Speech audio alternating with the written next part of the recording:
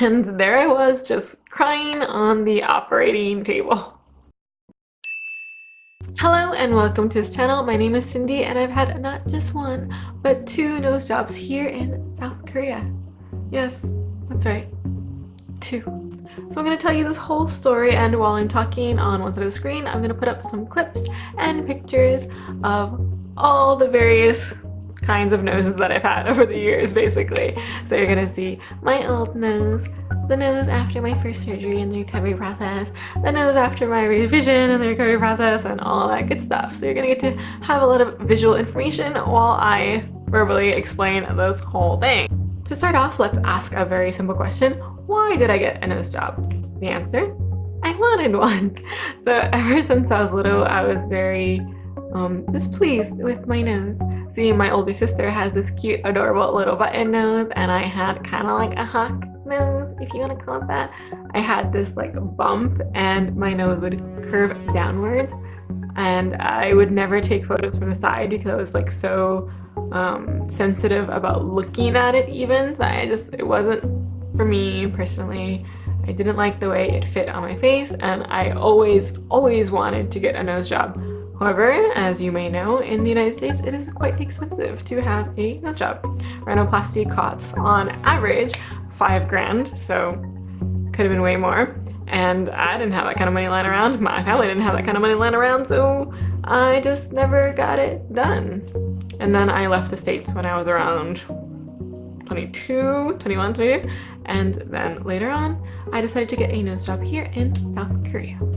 In 2014, my friend Dax recommended this clinic that he had gone to, and he is very knowledgeable about things like plastic surgery, about beauty, skincare, what have you. You should follow him at Prince Zombie on Instagram if you want to know more about him. He has a lot of followers, but he always appreciates some more. So obviously I went to that clinic because I trusted him, and I don't want to reveal the name of the clinic. I did once or twice, like a long time ago, on my Tumblr, and then I since removed that because I didn't want people finding the name in case, I don't know, in case I talked about something negative here and maybe that clinic didn't like it, because there are some pretty strong like libel laws and whatnot here, and I don't want to get into any sort of legal complications just by revealing the name. So if you know the name, please just like save me some trouble. Let's just, you know, not talk about it. We'll just call it Clinic A because I am creative. I had my consultation with Clinic A in December of 2014, and Dax came along with me for support, which was wonderful because I worry a lot and I need all the comfort and support that I can get. Clinic A also provides in-house translators, which is really wonderful because then I didn't have to worry about any type of miscommunication. So Dax and the translator and I were in a room first with a consultant to kind of talk about the general idea of what I wanted, and then the surgeon came in later to talk with me as well. The word that was used quite often during my consultation was the word 자연스럽게, because I wanted my nose to look as natural as possible. During the consultation, we concluded that we would need to like remove the hump that was on my nose and kind of lift up the tip a bit. And they also said they wanted to straighten out my nose, that it was slightly crooked. I didn't really notice that, but maybe if you guys are looking at the pictures, you noticed it. So their plan was to take the cartilage from my nose that's already there and kind of like form it up to lift the tip a little bit and then take down the hump on my nose. This was all going to be done through the open rhinoplasty method, which means they had to kind of cut here and lift everything up, and that's kind of gross, but I'll show you the scars later if you want me to. Then it was time to discuss how much this was going to cost me, which I bet you guys are all curious about as well. And I was shocked at the original price that they quoted me because I had heard that Korea was going to be cheap, and it was not a low number that they told me. It was something like either 6 or even 7 million won, which I'll translate into dollars at the bottom of the screen, and that is quite a high number. So we had to start like negotiating with this clinic. And yes, you can actually negotiate here in clinics. I don't really know if you can do that back home, but apparently it's a thing here. First, they offered me a discount because I knew Dax. Second, I got a discount because I was gonna pay in cash. So cash is king. Finally, I got another discount because I agreed to write these diaries for them to put on like, I think their website maybe, and then I was taking photos for them at the like pre-surgery, post-surgery at like the monthly mark, the weekly mark, things like that, so that they could use it both like I think on their website and as well for like training, like for presentations and stuff like that. The point is my picture was never going to be like on a subway ad like they do here in Korea, or it wasn't going to be on a billboard. I think they're also going to use it to show other clients like what they can do for Caucasian rhinoplasty. So it was nothing like my face was going to be everywhere. It was going to only be used for specific purposes, so I was totally okay with that. So the final number turned out to be 3 million won. So again, I'll convert that into dollars somewhere at the bottom of the screen, which is, you know, not too bad of a number, and I decided I could indeed afford it. I got to choose my surgery date, and it's actually kind of funny because before the consultation, like fill out a couple forms, and you can even opt to have a surgery at the same day of the consultation, and I'm like, I am not prepared. Like my body, my soul, my mind is not prepared for that. So I decided I was going to have the surgery 3 days later, because apparently I can prepare my mind and soul and body after 3 days. Because I was getting the surgery so quickly, I had to do like a whole bunch of tests at the clinic. This is a very big clinic, like there's floors upon floors. So I think I got like something about my chest was done. I don't know what the heck they did. They did tests involving my chest. They also took a blood test, which maybe was the first sign that things were gonna go wrong. So let me tell you the story real quick. I was giving my blood to the, I don't know the proper word, blood technician? Is that the word? Lady? I don't know. So she was taking out my blood and she put, oh, it's gonna be gross. She put the needle inside and she was, you know, the blood was coming out, and suddenly there was like a small like explosion and blood went everywhere. So I looked down and there was blood on my arm and there was blood on the table, and she looked at me and I looked at her in absolute horror, like, did she almost kill me? I don't really know what happened. So another person had to come in and help. And I was like, okay, that was shocking and scary. So I had to recover from that. The day of my first surgery was one of the scariest days of my life because I've never actually had a surgery before in any way, shape, or form. And I've never had any type of anesthesia before. Like they had to put me fully under for the surgery. So again, thanks to Dax, he went with me so I felt more comfortable, and he waited around even till after my surgery to check on how I was doing. At the time also, my translator was there with me. She was with me every step of the way. She was awesome. Can't remember her name because I'm a bad person. But yeah, if you are watching this, if you remember me, thank you. Thank you so much for being with me the whole time. She was super nice. Even when Dax couldn't be there and I was like waiting and I changed the robe and stuff, she was like calming me down and telling me her plastic surgery stories to make me feel better. Fun fact, her and her sisters got her eyelids done when they were like teenagers because her mom said they would make them heal faster if they did it at a young age. And like, when it was time for the surgery, the translator walked with me into the operating room and I had to lay down on the table and everybody was talking around me, and suddenly I just got so scared and so nervous. Like even thinking about it, I want to cry right now.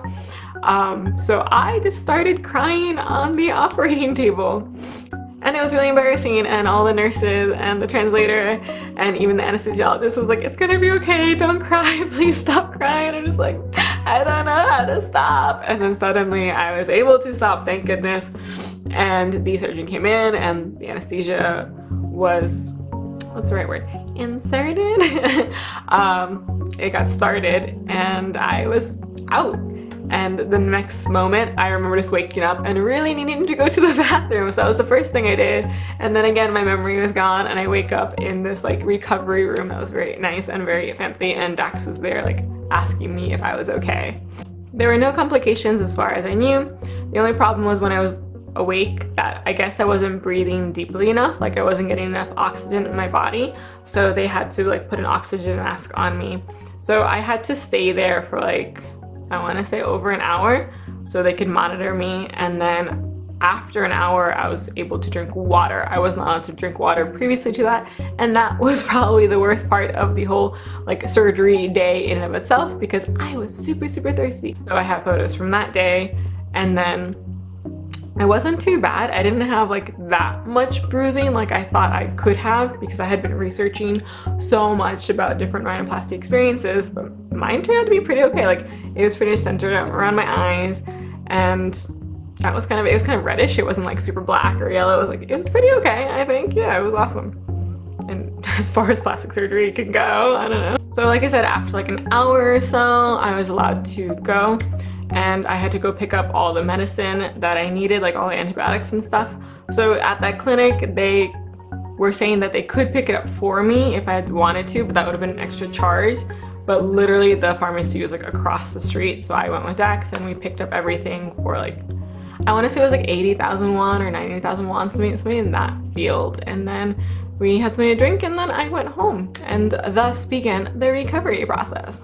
My nose would not stop dripping for like the first couple weeks, and I thought maybe my nose would just drip forever. It was just like this gross constant stream, like drippy of mucus. I'm like, that's gross. Also, sleeping was a nightmare because you cannot breathe through your nose, so your mouth is open and your mouth gets very, very dry, and your tongue feels like sand in your mouth, and swallowing is a complete horror. It was, yeah, that was actually probably, that was worse than the bruising. I didn't have any physical pain. It was just, I could not breathe through my nose, and that was horrible at night. So I kind of dreaded going to bed, actually. Yeah, that was the worst part, for sure. 3 days later, I had to go back to the clinic to have the packing in my nose removed. A week later, the cast was removed and they put a bandage instead because there was still some swelling. They also took out all the stitches around my nose, inside my nose, around here. That kind of hurt, it like stung. And then they took out whatever else was in my nose. I think they're called like nose splints, but they just like pulled them out. And at that point, I could breathe, and that was such a sweet moment in my life. Like, no, my nose is soft, I can't do it. But it was really nice to just take a deep breath through my nose. Like, that feeling was an amazing, amazing feeling. My face was also a bit swollen, and it would get even more swollen if I ate like salty or spicy food. So I kind of looked like a chipmunk at times, but that wasn't terrible. But then during the healing process, I kind of noticed something was off with my nose. They told me they had straightened my nose, but then it kind of seemed like it was becoming crooked, even more crooked than it was before, and it was really odd to me. Like, at first I thought, okay, maybe it's just swelling and it'll go down and it'll be okay, and it's just like, it's not a problem. But then I had like friends pointing out to me that something was a little bit off, and I was like really beginning to worry. After the surgery, there's a couple of rounds of visiting the clinic and making sure everything's okay. So during one of those times, I brought up this concern of mine that my nose was getting crooked and I didn't know why. So the surgeon just like comes in, takes a quick look at my nose, and I'm like, okay, yeah, you're gonna need another surgery in 3 months, and just like walks out. And I, again, like the child I am inside, started to cry again. The surgeon had come in and just acted like it was nothing, and for me, I felt like my world was kind of falling apart. Like, I had spent all this money and I had spent this time recovering, and you're just telling me that it has to be done all over again because that's the cards that were dealt to me. I don't even think she did anything wrong. Apparently, your cartilage has memory, and there is a chance when you're using it again that it could like reshape back in its previous form. So they said that was part of the reason why my nose was looking crooked. And they said it was looking crooked even more so than before because my nose tip had been lifted so you could see it more clearly. So I was just devastated. But luckily, like I said before, I had translators. I think this was a different translator than the one during my surgery. So she was talking to me, she was calming me down.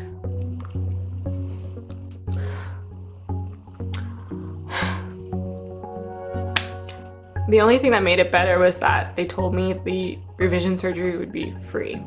And I'm an idiot because I didn't look at my contract, because if I read my contract, I would have known that. My contract stated that if my nose became crooked again for natural reasons within a year, that they would redo the surgery for free. And that's how in June of 2015, I got my revision surgery. This surgery went even more smoothly than the first one.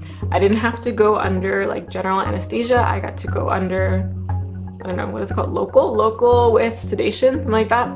So when I woke up, I didn't feel like groggy or anything. I just got to like leave as soon as I felt good enough to leave. The second good thing was that I did not need a cast. They just put like a bandage on my nose. The only bad part about the surgery is that there was not enough cartilage left inside my nose to do everything over again. So they had to take a chunk of the cartilage behind my ear and like put it in. So I'm not gonna show you, but like, yeah, there's a nice chunk missing that no one can see, but I can definitely feel. But I guess it doesn't matter that much, huh? Because this revision was so minor, there was like very little bruising, which was great. There was very little swelling. The recovery time was much faster. So all in all, it was just nice and easygoing. It wasn't as terrible as I thought it was gonna be. It wasn't as heartbreaking as I thought it was gonna be, because I did not want to go through everything all over again. Even though my case wasn't bad, nobody wants to be like, you know, with a huge cast on their face. Nobody wants to do with swelling or their nose dripping or whatever. I don't know. It was a relief to know that the revision was much more simple in my case. I would say the worst part of recovering from the revision was that they had to take out the stitches not only from my nose but from behind my ear as well, and that was very sensitive and very painful to me. So my translator actually had to hold my hand as they were removing the stitches. So let me show you what my nose looks like now, which is what, 3 years later, or almost 3 years later. And this is my nose. So as you can see, I'm gonna show you like this. If I pull it down, you're gonna see that it goes to the side this way, when it should be like straight down. So that, I still have an issue. It'll never be completely straight. It'll always be slightly crooked. From certain angles, you're gonna see the curve more than in other angles.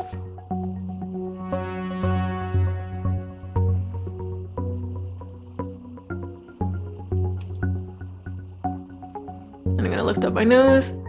I don't know if you can see it really, but you can also see that my nostrils are not really symmetrical. I don't know if you can see the fact that it's, again, curving this way a little bit. And then if I go in even closer, can I even go in closer, or is that gonna mess up? I don't know. Also, if you can see that there's like this weird bump here, and I think it's from the nose healing twice, because they had to open it up 2 times basically. But I think if I didn't tell people, nobody would know that like there's scarring here. I think it's very minimal, so that's good. So besides the problems I just stated, there's also a problem right here, which I don't think you can see, but that it's like sunken in a little bit. And I don't know why that's occurred. I don't know if it's because like I said, my nose is going this way, or that there was just like a problem here. But there's definitely like a hollow area that I can push on, and there's no like structure there. So that's a little bit worrisome to me. What can I do? As I said, my nose is never going to be perfect. It's never going to be straight completely. There's always going to be like some issues with it. And at this stage where I'm at, I don't have the funds to get another surgery. I don't even know if I would get another surgery, because with each revision that you have, the complications are greater. So I don't know. I would consider maybe something that's non-surgical, such as like an injection. Like if that could help with my nose, that would be awesome. But for now, I just have to learn to be content with what I have and to focus on the improvements and not search for perfection. Actually, my nose is one of the things that made me scared to start a YouTube channel, because I was worried that the camera would kind of like enhance the flaws on my face, especially my nose, which is like my biggest insecurity. But I think maybe that's just something that I hold to me, because most people day to day have no idea that I've even got a nose job. They don't really worry about my nose. It's just me worrying about it. So as a way to wrap up this video, I'm gonna try to give you some tips, things that I should have done and things that I did do while getting my rhinoplasty here in Korea. First tip is shop around. There are so many clinics here. You should find one that you feel good going with. Like, don't feel pressured to go with anyone. Keep going around, keep asking what their prices are, research the clinics, do everything you can to find the one that you like. I went with one based on recommendation, but I think you should not do that. I think you should look at many people's recommendations and everything, and be really careful, because this is going to be a big surgery and a big recovery, so it's on you to do the homework. Tip number 2 is to negotiate. My father loves the saying, everything is a negotiation. Though I do not wholeheartedly agree with him, and we've had many fights about this, it does tend to be true in terms of plastic surgery here in Korea. Negotiate as much as you can. Offer cash and see what they say. See if you can go get a discount based off of a friend's recommendation like I did. See if they're willing to use your pictures in any sort of way in exchange for a discount. Do what you can to get the price that you want, because trust me, there is a way to do it. Like I said, my original estimate was double what I ended up paying. So there is hope in that regard. Tip number 3, as I've said before, look for improvement, not perfection. I had this idea that if I got this surgery, then I would become beautiful and I'd be perfect in my own head, and that life would just become all that much better because of it. I didn't even think about the possibility of things going wrong and needing a revision and all of that mental stress that came with it. So one way to look at it is this: if it looks better, then it was worth it. I mean, if I had not gotten the first surgery, then I would have always kept thinking about what my nose could have looked like, or what I could have looked like, or what could have happened. And now I've already done it, and now I know what the outcome is. So I have no more thoughts about it, really. Now I can be like, okay, I did it, it didn't go perfectly, but there were some improvements, and now I can keep moving on with my life. And that, everybody, is my story. So if you found this video at all entertaining and or informative, please like, comment, and subscribe. Let me know if there's any other videos you'd like me to make. I don't really have any more plastic surgery ones, but maybe I'll make them in the future. Just let me know and I will give it a go. I'm gonna add a little bit of an extra thing and say, if you've had any plastic surgery done in any part of the world, or if you want to get it done, please talk about it in the comments below so we can start a little bit of a chat about that. I hope you have a wonderful day, evening, night, or whatever time of day is where you are, and I will catch you guys later.